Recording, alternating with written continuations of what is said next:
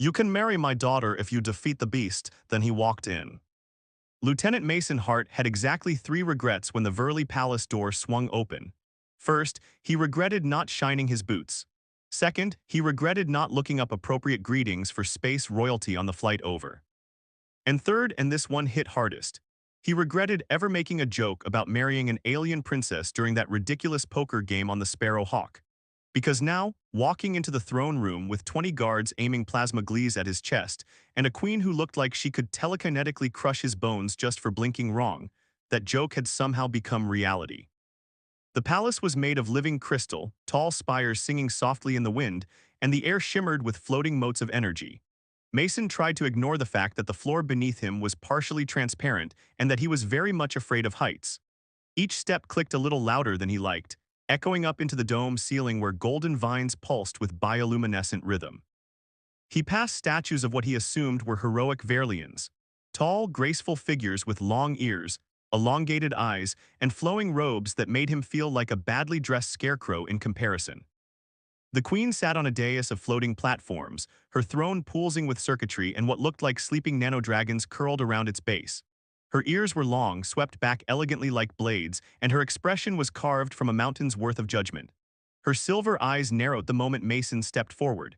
He resisted the urge to salute, curtsy, or spontaneously combust. "You are the human," she said, not asking, not surprised. "Yes, ma'am, Lieutenant Mason Hart, Interstellar Peace Corps, here on a diplomatic mission, cultural exchange, cross-species cooperation, the usual PR package," he said, holding out a hand. No one took it. A cold breeze that didn't exist brushed past his neck and he added quickly, "I may have affection for your daughter, deeply respectful, galaxy-abiding affection." Whispers rose like static around the room. The princess stood beside her mother, calm and unreadable. She wore a gown woven with stardust threads, her long ears adorned with simple copper bands, and her eyes met his with an amused, slightly exasperated sparkle. He wanted to wink, but something told him winking was probably a beheading offense here. The queen stood slowly. "You presume much, Lieutenant Hart." "Guilty," Mason admitted. "But for what it's worth, I didn't mean to fall in love. It just sort of happened somewhere between your daughter's 300-word poem about the rings of Vyrlia and that time she fixed my broken navcore using vines and 2 singing beetles." One of the guards snorted. He was elbowed immediately. Queen Zeldura descended the steps with all the menace of a glacier on legs. "Our traditions do not permit off-worlders to bond with royalty lightly." Mason resisted the urge to step backward. "Lightly is not really my style." "Then we shall test your weight," she said, turning to address the court. "By the laws of Veveler, if a suitor seeks to claim the hand of royal blood, they must face a trial of worth." Mason's heart did something extremely unhealthy. "Trial of worth," he repeated, already regretting all his life decisions.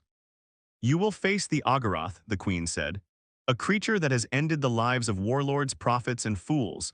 Should you triumph, we shall consider your request. Should you fail, I become a cautionary tale told to your grandchildren," he asked. "No, you become food," she said, absolutely deadpan. Mason turned to Elra. "Your mom's got a sharp sense of humor." Elira smiled gently. She wasn't joking. Pickle, his AI assistant embedded in the comm at his temple, chirped into his ear.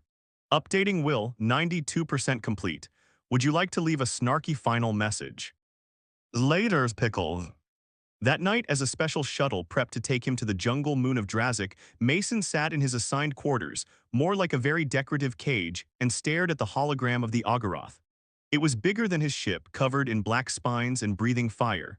Literal fire from its mouth. "Okay," he said aloud, "what do I have that it doesn't?" "Regret," Pickle offered. "Useful," Mason said, rubbing his temples. "Maybe I can talk to it, make it laugh, ask if it ever considered therapy." "You think the beast wants therapy?" "Well, if it doesn't kill me, I'll find out." The next morning, Elra came to see him off. Guards flanked her, but they kept a respectful distance. Mason met her gaze as she stepped into the launch bay, her expression unreadable. "Are you mad?" she asked. "Only when I think about what kind of person volunteers to fight a lava monster for a first date." Elra's lips twitched. "You could still run." "I could," he said, "but I'd rather face a monster than never see you again." A pause, a breath, then she kissed his cheek and whispered, Come back in one piece, human, or I will find you, and you won't like my version of a trial. He watched her go, her silhouette vanishing into the golden light of the palace. Then he turned toward the shuttle with a sigh. All right, Pickle, let's go make extremely poor life choices. On brand, the AI replied. Launching mission Operation Lava Hug. The engines ignited. Mason strapped in, heart-pounding, brain racing. Somewhere on Drazek, a beast waited, ancient and enraged, and Mason Hart, lieutenant of the Interstellar Peace Corps, unlicensed relationship counselor and part-time idiot, was on his way to knock on its door with a charming smile and absolutely no idea what he was doing. Mason regretted everything again the moment he stepped out of the shuttle and his boots squashed into something that hissed at him. The moon of Drazek smelled like fermented socks and had the ambience of a haunted compost heap. The air was thick, warm, and humming with the kind of energy that made the hair on his arms stand up and check for an exit. Vines pulsed on the trees pulsed on the vines, and somewhere in the distance, something screamed in a tone that sounded almost offended. Status update, Mason muttered, swatting a translucent bug the size of a dinner plate. Environment swampy horror show. Mood skeptical, weaponry still missing. You have your pulsive sidearm, Pickle reminded him, buzzing faintly in his left ear. That's barely more useful than a squirt gun in a thunderstorm. Good news, the AI chimed. The Algoroth's last known location is precisely 2.1 km east of your position. Bad news, it moves faster than most sports hovercraft. Great, so we're dealing with an angry mobile volcano. Technically, it only ignites when provoked. Perfect, Mason said, brushing another glowing bug off his shoulder. Let's hope I radiate non-threatening charm. He started walking, one cautious step at a time.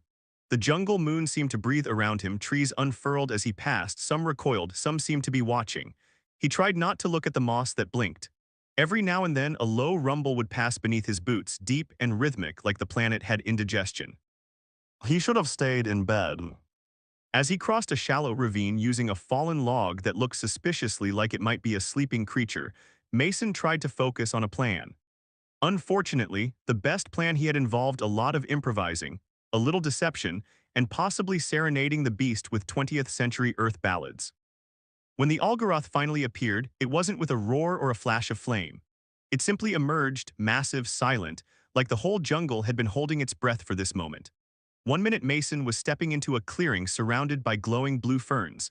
The next he was staring at something that looked like it had evolved from a nightmare after being fed only rage and hot coals. It stood 3 stories tall, covered in ridged armor that shimmered with heat. Its eyes glowed like molten sapphire, and its mouth dripped lava in a very casual, very nonchalant sort of way. It didn't charge, it didn't growl. It just looked at him as if trying to decide whether Mason was food, a pest, or an unusually small boulder. Hi there, Mason said, holding his hands up slowly. Big fan of your teeth, very sharp, very symmetrical. The Algoroth rumbled. No, really, you've got presence. You don't see that kind of majestic horror every day. I mean, I do, but only when I look in the mirror first thing in the morning. The beast took one step forward, and Mason instinctively ducked behind a mushroom taller than he was. All right, not a fan of compliments noted. Maybe I try another tactic. The creature inhaled, the air shimmered, trees bent away from the heat. Mason rolled to the side as a cone of fire turned the clearing into a barbecue pit. Okay, so that's your opinion on diplomacy, that's fair. May I suggest aiming for the trees, Pickle offered. You're light enough to possibly survive a vertical escape. Pickle, I've seen squirrels fall out of trees and give up on life. I'm not doing that. He bolted instead, weaving between trunks, ducking low-hanging vines that tried to slap him and hopping over a root that snapped at his ankle. The Algoroth gave chase, its thunderous footfalls shaking pollen loose from massive blooms behind him. Flames scorched the air, and Mason nearly lost his eyebrows 3 times in a row. This was a mistake, he panted. Love is dumb, romance is for fools. Next time I fall for someone, remind me to check if their mother keeps a death lizard as a bouncer. You said the same thing after your last date, Pickle noted. That was different, that was a telepathic jellyfish in a karaoke contest. He ducked into a narrow crevice between 2 rocks, squeezing through just as a claw the size of a hover bike crashed against the stone. Mason tumbled into a cave filled with glowing fungi and collapsed, breathing hard. The Algoroth sniffed at the entrance, then paused for a long moment. Nothing moved.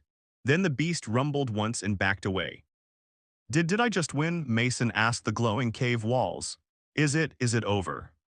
Not quite, Pickle said. I've scanned the creature's behavior. It's not trying to kill you. Mason blinked. Could have fooled me. It's guarding something. Your proximity triggered a defensive response. He sat up slowly, guarding what? Unknown, but there's a second heat signature in the jungle. Smaller, heartbeat irregular, could be injured or sick. Mason frowned. A baby. Possibly. He rubbed his face. So this thing's a parent. Wonderful. Now I've just traumatized a giant lava dad trying to protect his kid. Technically, gender unknowns.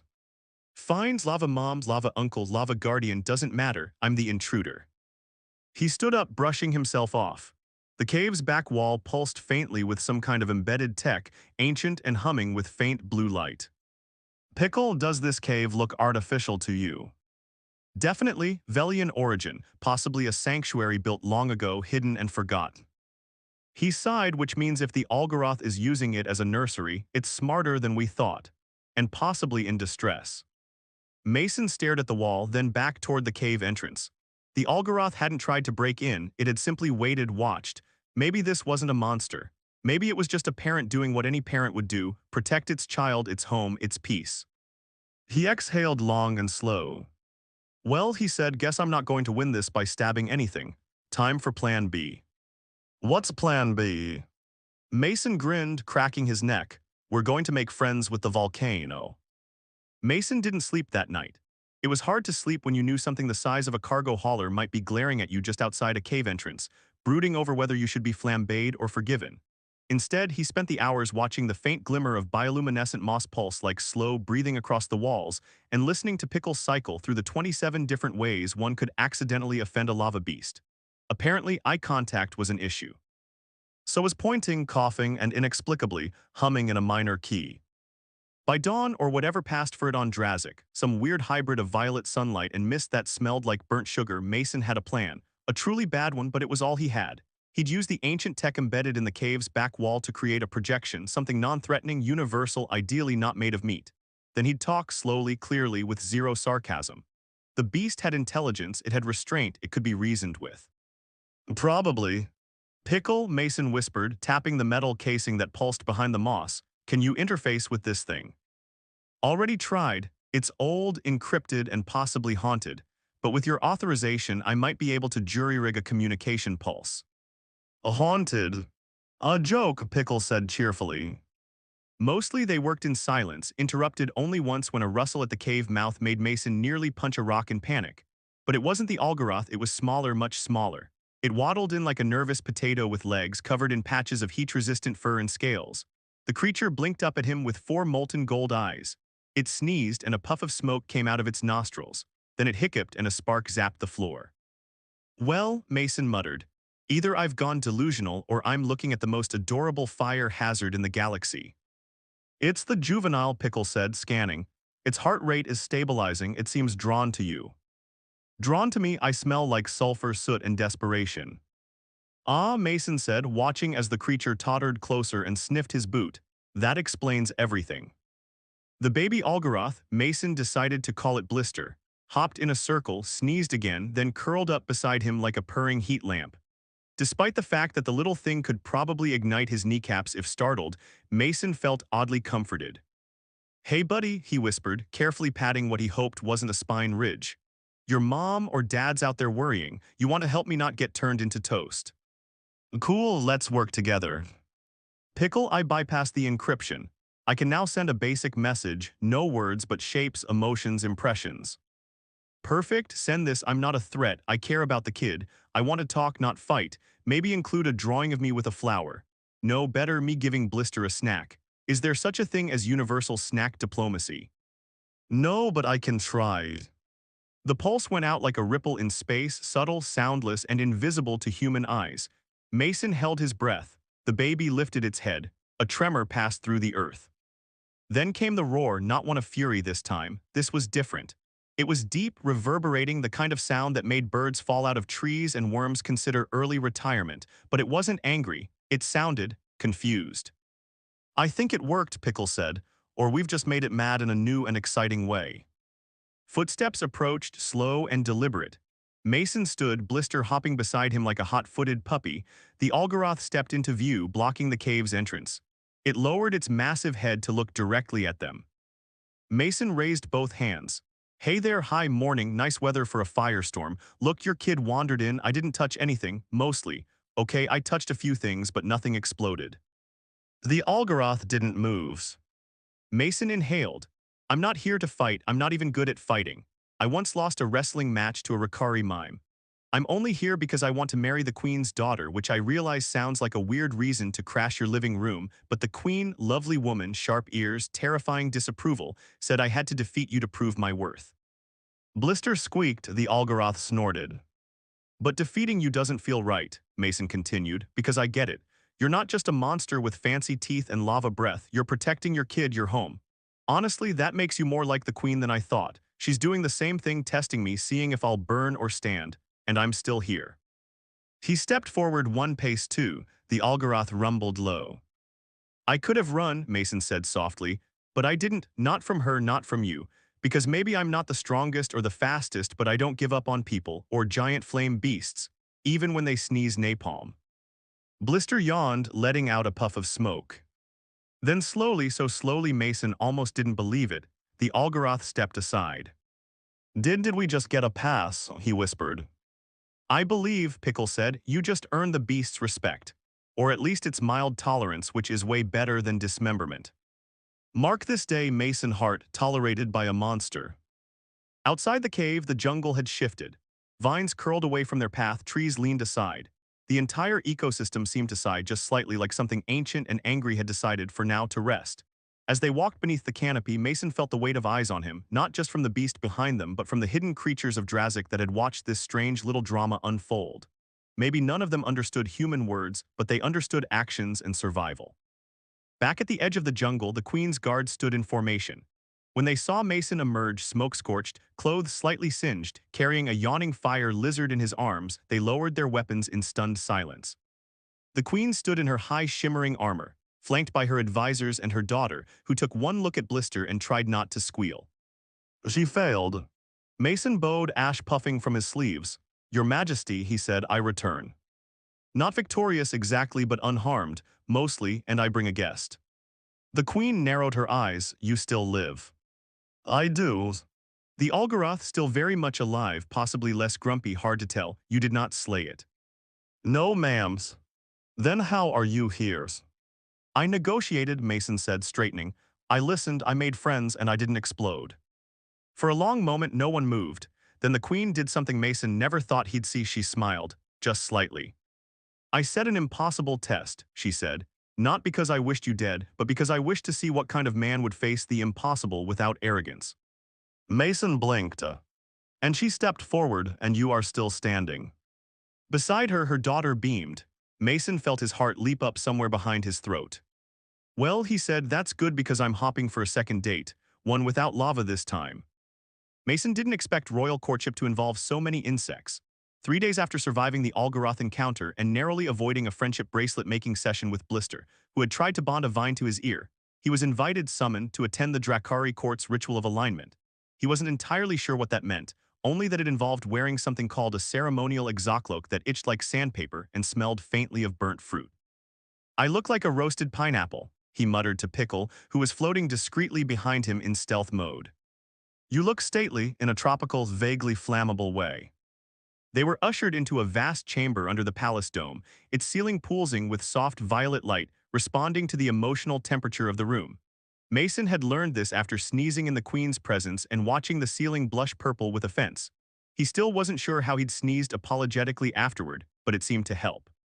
The chamber was already full. Representatives from various Drakari houses stood in ornate formations that vaguely resembled constellations. At the far end, raised on a dais of floating hexagonal plates, stood the Queen and her daughter, Princess Valerie. Mason's heart did the nervous cha-cha. Valerie wasn't wearing armor this time. Instead, she wore a flowing robe made of interwoven scales and threads that shimmered when she moved. Her ears twitched slightly when she saw him, and her lips curved just a fraction. He gave her a tiny wave. Behind him, Pickle hissed, no waving, too casual. I panicked. You always panic when she looks at you. Because she's terrifying and also beautiful, like a raptor in high heels. Drakari don't wear shoes. Then that explains all the claw marks. The ceremony began with humming, not from a choir, but from a hovering ring of crystalline devices orbiting the chamber. Each emitted a resonant frequency that somehow translated into meaning, mood, and a mild headache. Mason stood still, determined not to mess this up. Then the queen raised her hand. Silence rippled across the chamber like someone had pressed a cosmic mute button. Mason Hart, she said, her voice both gentle and sharp enough to slice granite. You have completed the trial of fire. You stood before the guardian of the flame-rooted grove and did not destroy what you feared. You befriended it. You passed the test not with strength but with understanding. He nodded, then regretted it because his ceremonial hood nearly slid down over his eyes. You are not Drakari, she continued. You are human, a species known for chaos, irreverence, and inventing things that explode unnecessarily. Unnecessarily is subjective, he whispered.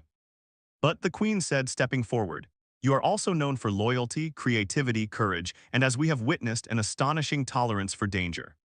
Mason opened his mouth. Do not respond, it will ruin the moment. He closed his mouth. Valerie descended from the platform. The crowd parted as she approached, and Mason found his fingers twitching to fix his cloak. She stopped in front of him, eyes bright. I heard, she said softly, that you carried Blister out of the jungle on your back because he refused to walk.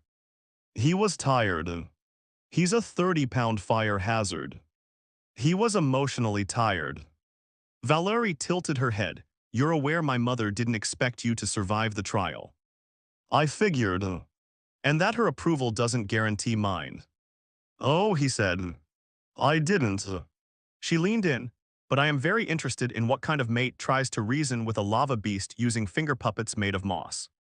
Mason blinked, you saw that. There were surveillance drones. Mason groaned, perfect, intergalactic embarrassment, my favorite genre. Valerie offered her hand, not the traditional Drakari gesture of alliance, which involved claws and blood samples, but a simple human-style handshake. He took it. I accept your bond trial, she said, provisional of course. Provisional? You still need to meet my grandmother. Mason paused. Is she more or less terrifying than the Algarath? More, but she makes excellent dumplings. The chamber erupted into a musical tone that Mason instinctively hoped wasn't an alarm. But no, it was celebration. The ceiling turned gold, confetti, actual biodegradable, probably edible confetti drifted from unseen vents. A choir of holograms began performing what he assumed was a love song, though one of the verses seemed to involve aggressively hunting prey through nebulae. Mason Hart, the queen said, her voice now touched with something like amusement, you are now a suitor of House Drakar. May the stars be merciful. I'm counting on it, he said, brushing a piece of confetti out of his mouth. Later, at the feast, Mason found himself seated next to a gelatinous ambassador from the Zelk Confederation who kept offering him snacks that glowed and giggled.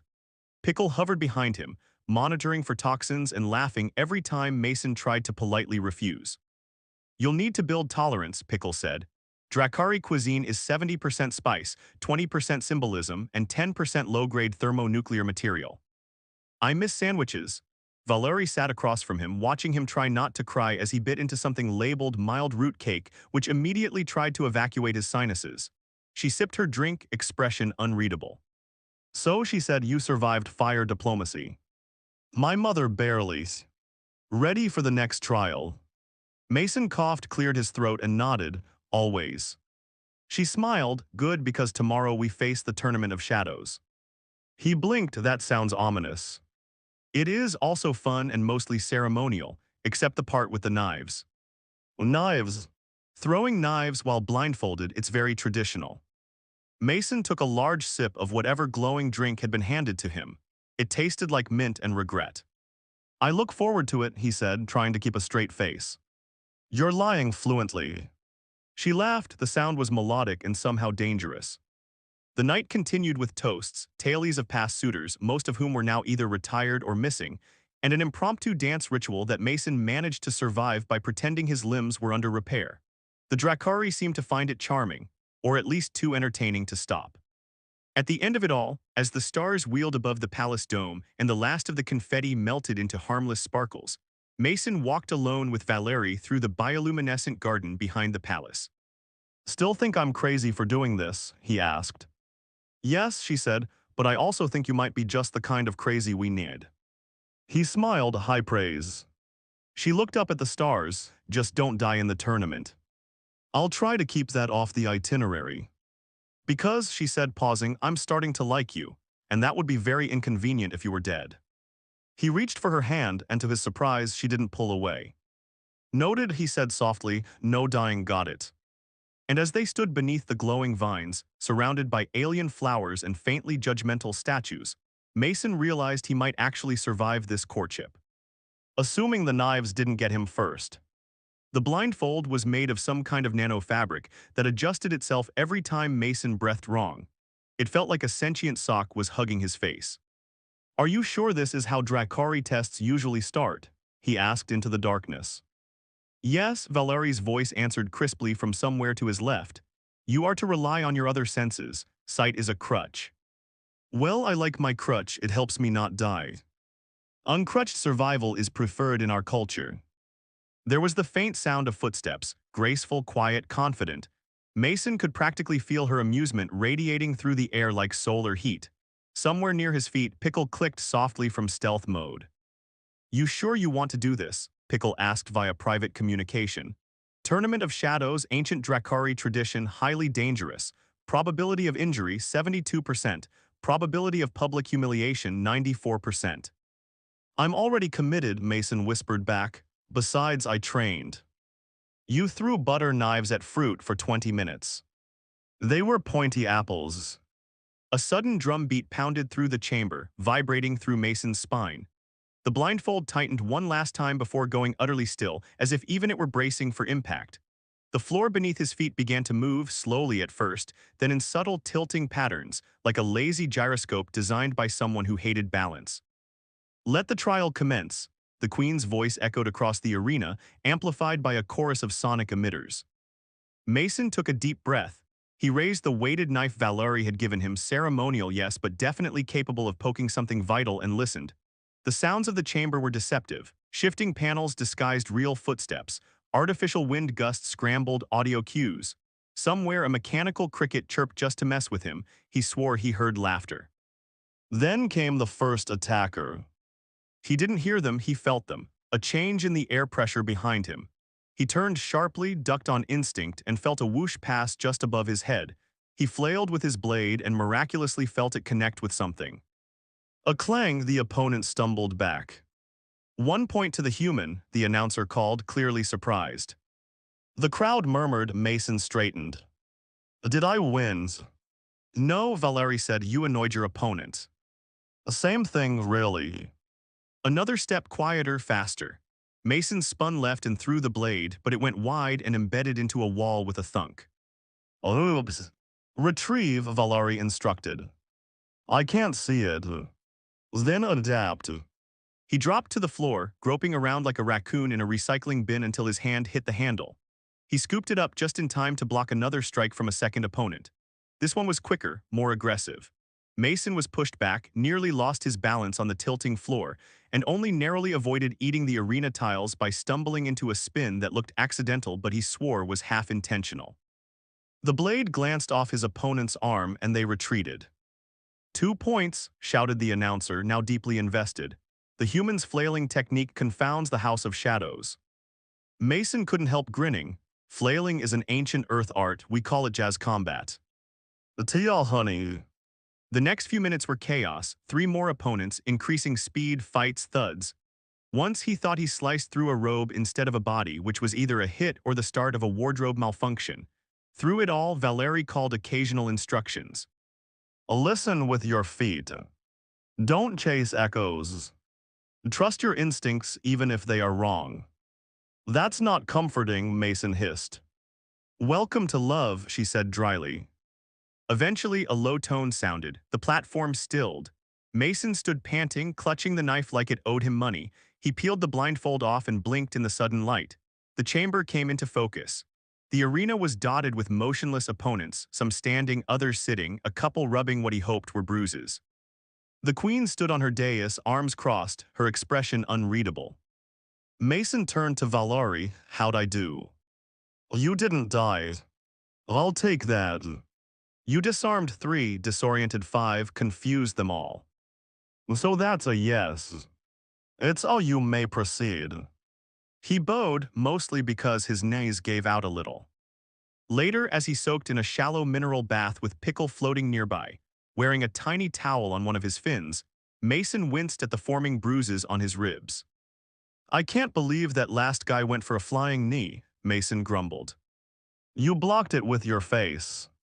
It was an improvised defense strategy. Pickle made a sound like a watery raspberry. Valerie appeared at the door. She leaned against the frame, arms crossed. You survived, she said. You weren't supposed to. Do I detect disappointments? Only in the way you screamed when you dropped your knife. It slipped. You shrieked like a solar batlet being tickled. Mason smirked. You noticed my unique vocal techniques. I'm noticing many things, she said, stepping closer. Like how you're adjusting, learning, improvising. I do my best when my life depends on it. Good, she said, because the next trial won't be a test of strength. He blinked. It won't. It'll be a test of mind. Oh no. She leaned in, whispering just beside his ear. Diplomatic strategy with the Council of Houses. You'll need to argue your case for suitability. I can't even argue my way out of library fees. Then start practicing. Can I wear the blindfold again? I think better in the dark. She laughed, turned, and walked away. Pickle floated closer. You're in love. I'm in pain. Same thing, really. Mason closed his eyes and tried to float. The water bubbled slightly beneath him as a series of relaxation nanites activated. For a moment, all was still calm. Then one of the spa stones sneezed. He sat bolt upright. Why is the stone sneezing? It's sentient, part of the ambience. I hate this planet, Mason muttered, lying back down as the stone offered him a mint. Mason stared at the massive oval table before him, which looked like it had been carved from the core of a neutron star and polished by bored angels. 13 Drakari nobles sat in silence, each one draped in flowing garments that shimmered like liquid crystal. Their ears were long, faces sharp, and eyes assessing him with all the warmth of a galactic tax audit. Valerie stood to his left, impassive. She dressed him in a formal robe of deep indigo which had nearly strangled him twice during the walk to the council chamber. He tried loosening it, only for it to cinch tighter like it had a vendetta against his collarbone. The human may speak, intoned one of the counselors, a tall male with a beard that moved independently from the rest of him. Mason took a deep breath. Ladies, gentlemen, and extra-dimensional dignitaries I can't perceive, thank you for this opportunity. I come before you not as a warrior or noble, but as someone who is very, very confused and mildly terrified. A few noble heads tilted in curiosity. I understand there's a tradition, a right trials to determine whether I'm worthy to stand beside Lady Valerie, he continued. And look, I get it. You've got a proud culture, a warrior lineage, genetic memory dating back to when your ancestors could ride solar flares bareback. That's cool, seriously, I respect that. I come from a species that thought putting pineapple on pizza was a good idea, so we've got our own cultural sins. A muffled cough sound came from one end of the table. Mason wasn't sure, but it might have been a laugh. I can't offer you a dynasty. I don't have a fleet. I barely know how to tie this robe. But I do know that when Valerie challenged me to prove myself, I didn't run. I didn't fake an injury and hide in the medbay, though believe me, I considered it. There were murmurs now, curious, skeptical, but not hostile. Valerie said nothing, but her eyes flicked toward him, narrowed with silent amusement. I've faced your combat trials blindfolded, spinning, insulted by a sentient floor. I've debated a talking mineral who insulted my IQ by blinking Morse code. I'm still not sure if I passed that one. You did not, a voice said from behind the table. It was the counselor of insight, her face carved from intellect and cold logic. But you improvised remarkably. Improvised is my middle name. Well, technically it's David, but that's beside the point. A low ripple of laughter this time, actual, undeniable laughter. Mason felt like he'd just juggled plasma grenades and survived. Look, he said more seriously, I don't know if your traditions allow for someone like me, but I do know I've seen more bravery and brilliance in Valerie than in anyone I've ever met. And if I'm lucky enough to stay by her side, I won't dishonor that. even if I have to keep taking tests where I'm attacked by stealthy Drakari gymnasts in total darkness. A pause, silence settled like fine stardust. Then the bearded noble leaned forward. Human, he said slowly, you speak boldly, but would you truly abandon your home world, your kind, your species' foods, strange as they are? I already gave up coffee for a week here, Mason said. I've been living on nutrient cubes that taste like despair, and I drank something called shadow milk which may or may not have tried to bite me back. I think I'm committed. Another pause. Then the queen stood. She circled the table slowly, hands clasped. Mason stood straighter, resisting the urge to scratch under the robe. Her gaze landed on him with the weight of gravity wells. You amuse the court, she said. You entertain the houses. You've survived challenges that would have broken lesser suitors, but amusement is not reason enough to accept you. Understood, Mason said, trying not to fidget. But loyalty is, she continued, and you have shown that in public and private. Valerie blinked once. Mason glanced sideways at her. Was that a blush? Hard to tell with her skin tone and alien physiology. Therefore, the queen declared, I will permit one final trial, not of blade or words, but of decision. You will accompany Valerie to the Cradle archives. There you will uncover a truth hidden from the Drakari for generations. If you return with that knowledge intact, you may remain. If not, well, the Cradle has a way of digesting intruders. Mason swallowed. Wait, did you say digesting? The walls are semi-organic, ancient, hungry. Ah, good, a building with teeth. I was starting to miss Earth's terrifying architecture.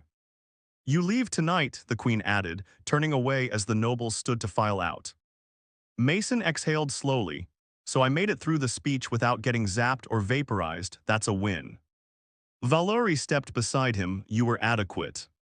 I'm glowing with pride. But your robe is inside out.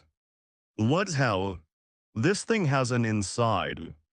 Back at their quarters, Mason reconfigured his outfit with the help of Pickle, who now wore a tiny translator medallion around his fin like a badge of honor. You understand this next place is basically a haunted library with a carnivorous attitude, right? Pickle said, orbiting a hologram of the Cradle archives. Yeah, sounds like my high school. Ancient alien knowledge guarded by sentient security measures. Probability of psychological trauma, medium to high. Probability of encountering memory phantoms, disturbingly likely. I've had worse. You once screamed for an hour after walking into a self-cleaning bathroom. It growled at me. Valerie entered wearing her traveling armor, sleek void black, laced with faintly glowing threads that pulsed like veins of energy. We leave in 1 hour, she said. Bring no weapons, only your mind. Unfortunately, that's my most vulnerable organ. She smirked, then perhaps you should wear a helmet. Mason turned to Pickle. I need you to monitor the signal. If we vanish, initiate protocol. Oh no. That's not a protocol. It is now. Valerie held out a small obsidian disc. Touch this when you're ready. Mason sighed. Here we go, Library of Doom. He touched the disc, the world shifted and the air peeled sideways. The archives didn't open like a door, they inhaled. Space folded inward with a long, slow breath that made Mason's spine itch, and then they were inside a vast chamber lined with veined, pulsing walls that throbbed with a heartbeat far older than any species had a right to. The air was thick with static and the faint scent of cinnamon. Well, Mason said, blinking, either this place holds cosmic secrets or it's a haunted bakery. Valerie walked ahead, her boots making no sound. Speak only truth here, the Cradle discerns intent. Right, no lies should be easy. I've only been lying to myself about being qualified for this journey.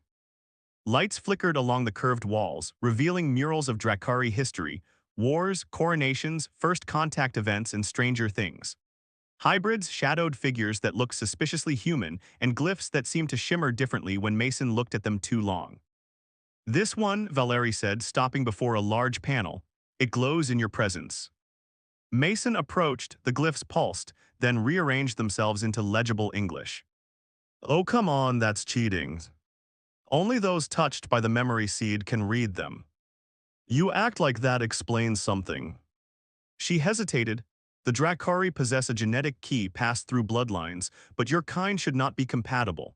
And yet here you are, surprising everyone, including myself.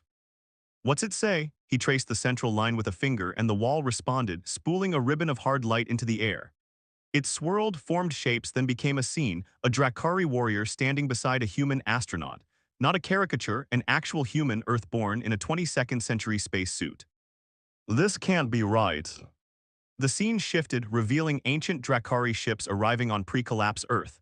Agreements, shared science, interbreeding, peace, and then division, rebellion, a violent parting, records deliberately sealed, memory lines split. We were allies, Valeri whispered. Our ancestors fought together, loved, lost. Looks like the breakup wasn't mutual, Mason said, pointing to a corrupted section. Someone tried to erase this. Pickle's voice chimed from Mason's wristband. Confirmed external tampering. The cradle's core memory was fractured around 3,000 years ago. Someone didn't want this story told. Which means someone still doesn't. A new figure formed, tall, veiled, surrounded by pulsing red lines. The manipulator, no face, just intent. Valori narrowed her eyes. The council must see this. They might not want to. Then we make them. They touched the wall together and the cradle pulsed with approval. A deep tone echoed like the sound of planets shifting in their orbits. The knowledge sealed itself inside Mason's neural signature, tagged with Valeri's genetic code, a shared memory, a promise. Outside, the world snapped back like a rubber band. They landed on the embassy grounds, singed, breathless, Mason holding onto his eyebrows for dear life. That was not how teleportation usually feels. You've never traveled by cradle pulse. No, I usually take a cab. The council chambers were already lit when they arrived, summoned by the Queen's command. The Queen sat with a frown etched deep as the moons of Eros. You return intact, she said. Emotionally, jury's out, but yes. Valari stepped forward. We found the truth and you will see it. The memory unfurled like a banner. Holograms danced in midair, recreating the scenes from the cradle. Drakari and humans standing together, ancient symbols merging, and finally the veiled manipulator. There was a long silence. Then the Counselor of Insight stood. This changes much. Changes everything, the Queen said. Our enemies did not simply attack us, they split our past. You were hiding this, Mason asked. No, the Queen said, but some of our lineages benefited from forgetting. Mason turned to Valari. So this means I'm not just some lucky tourist who stumbled into greatness. No, she said softly, you are part of the chain, a lost echo of what once was. Does that mean I get a parking spot now? The Queen exhaled, you are impertinent, but you have brought back truth that is worth more than decorum. I'll have that engraved on my tombstone. In the days that followed, everything shifted, treaties reopened, cultural archives synced with Earth databases, old bloodlines were recognized, new opportunities formed between both peoples. And Mason, awkward as ever, was introduced as an ambassador, not by title but by merit, and because he somehow survived long enough to deserve it. He stood beside Valeri on a balcony overlooking the twin suns of Valdar, sipping something that resembled tea but smelled like a volcano in love. So he said, we good now. For the moment, she replied, but peace is never static. Neither are we. She studied him, you have changed. Not the robe, still backwards. Inside, Mason. He hesitated. Yeah, I guess I have. I came here thinking I'd be lucky just to survive, but I found something, someone worth becoming better for. That, she said, was nearly poetic. I've been inhaling wisdom spores. They mess with your self-esteem. She leaned slightly against him. It was not quite affection, not in the human sense, but for Valari it was more intimate than a kiss. I never believed one of your kind could matter to mine, and now I wonder what other truths we've forgotten. He smiled, maybe we should find out together. Behind them, Pickle beeped. Statistical projection indicates a 73% chance you'll be abducted by another ancient species within the year. Mason sighed, I'm starting to think it's me. Affirmative. As the stars above shimmered and the embers of an ancient alliance began to reignite, Mason stood at the edge of something greater than himself. No longer a visitor, no longer just a survivor, but a bridge, a symbol, and for once in his life that felt exactly right.